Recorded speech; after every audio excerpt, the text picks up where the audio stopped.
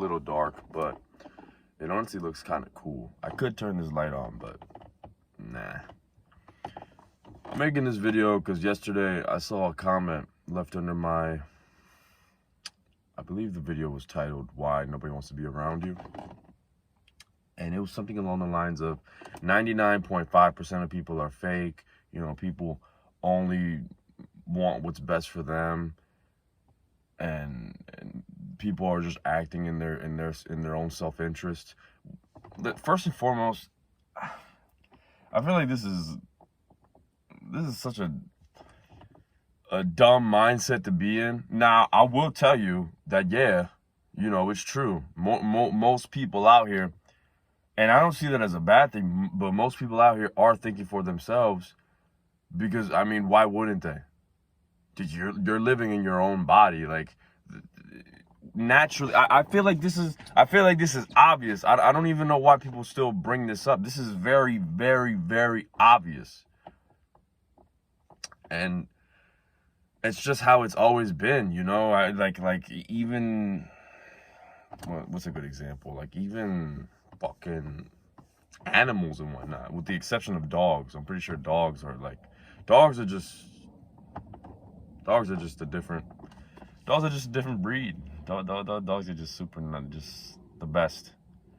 But like I know this.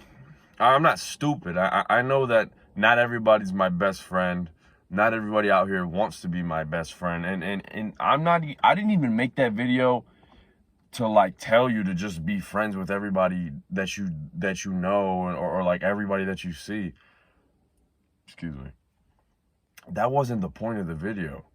I'm not telling you to depend on other people for the rest of your life, whether it be family members. Excuse me. I think that's the first time I've ever burped on camera. Second time. I'm not telling you to just depend on family and to depend on your friends forever and for everything, and just invest everything you have into them, because when it all blows up in your face, you're fucked. I'm not telling you that, but listen. The lone wolf dies alone. The lone wolf dies alone. This fucking lone wolf mentality, this oh fuck everybody, I'll just do this shit by myself mentality is just fucking. The only time that I believe it has its place is when you start, a journey of self-improvement, whether that be getting in the gym or starting up a new business, a new venture that you have to separate from people who will hold you back. When you start out your new fitness journey to get into the best shape of your life, you're probably gonna have to stop hanging out with your friends who are always asking you if you want to go out every weekend and eat like crap and drink and just fuck up all of your progress. You're probably not gonna want to be around those people if you're truly serious about your goals.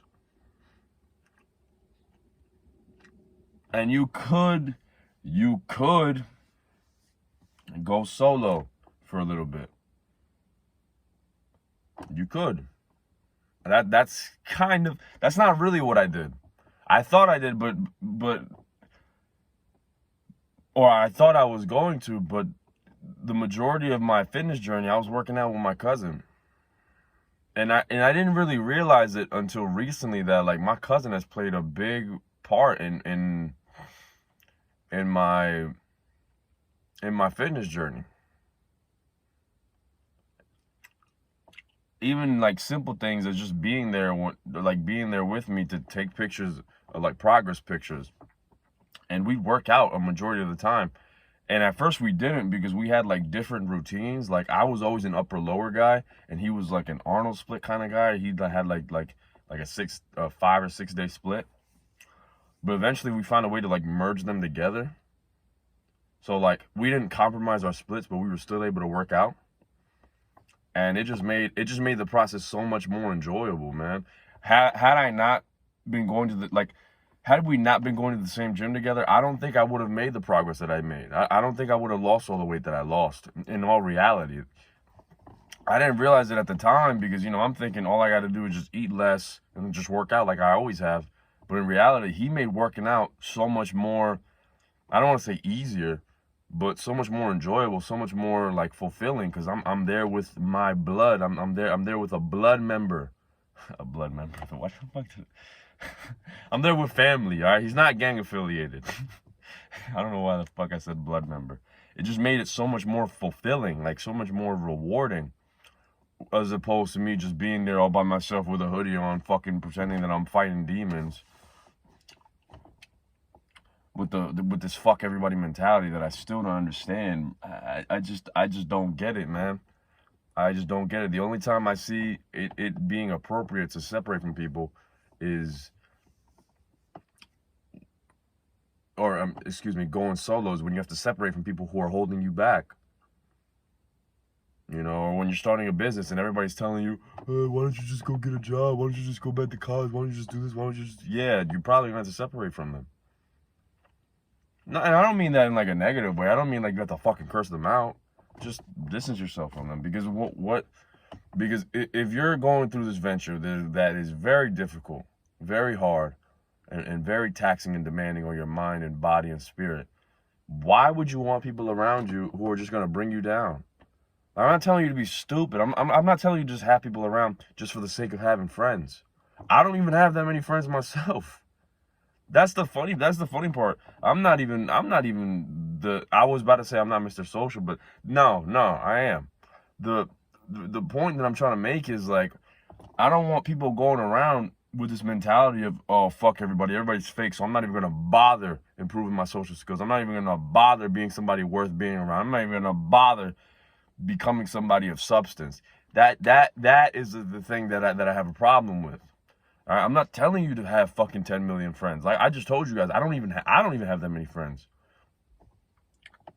I don't even know if you guys want to count family, because they are friends, but they're family. So family, my cousin, my nephew, my man Edwin.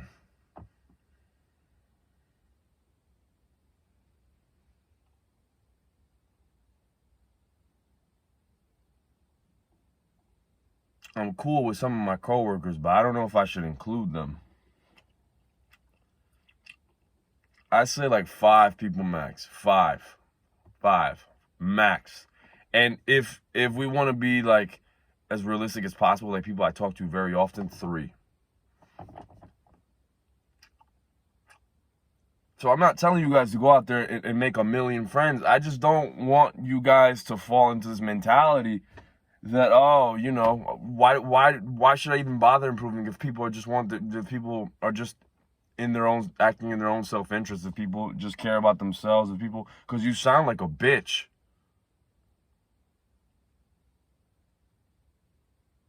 I guarantee you that the people who commented that don't have a 6-pack. They aren't in shape, and they aren't happy. I guarantee fucking to you. They can tell me, oh, you know, I'm at my best when I'm with nobody. Behind closed doors, they're fucked. I guarantee you, because that's just not how a human is meant to live. That's just like completely against our nature. Even in ventures where like I said, like the times where it's appropriate to separate from the pack, it's still gonna fucking hurt. It's still gonna hurt like hell.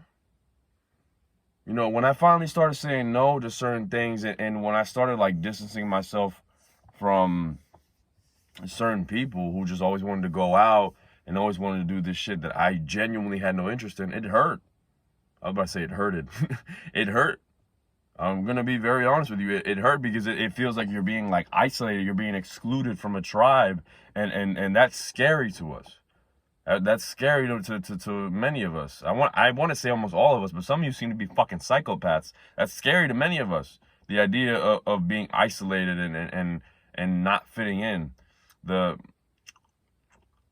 It's just our nature. It's just in our nature, you know?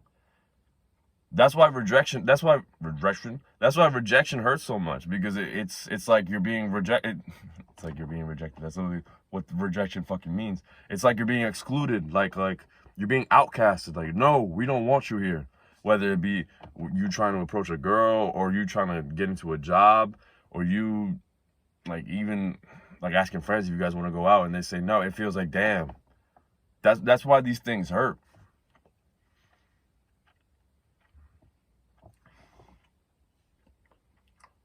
But to wrap this up, because I'm on my way to the gym. I'm about to be on my way to the gym, I should say. I'm not telling you to make 1 million friends. I'm not telling you to fucking form an army of friends. But know how to speak to people. Like, know how to be social, man. Know how to be social. And a big part that, for me, that I found that helps with being social, obviously, like, just improving your social skills directly. But, like, a good foundation to have is a story. Is your story. You know, what are you here for? What do you desire? What motivates you? What drives you? What do you wake up every day for? What is your purpose? You might have to sit down and stare at the wall for a couple of days, or just sit in silence. But, excuse me, third time burping on camera. But this is very important. This is very important stuff. It's very important to know what you're here for, what you truly desire, and what moves you.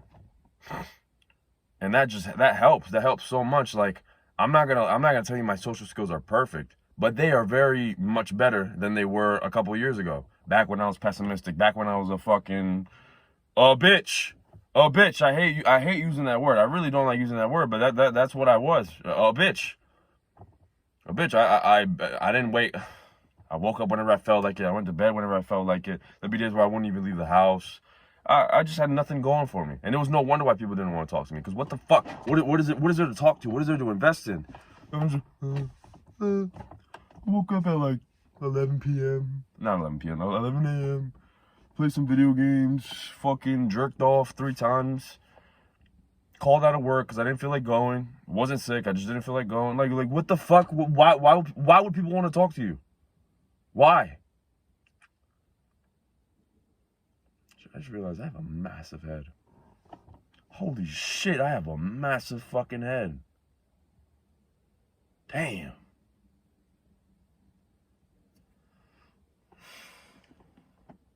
Be somebody. Be somebody. Be somebody.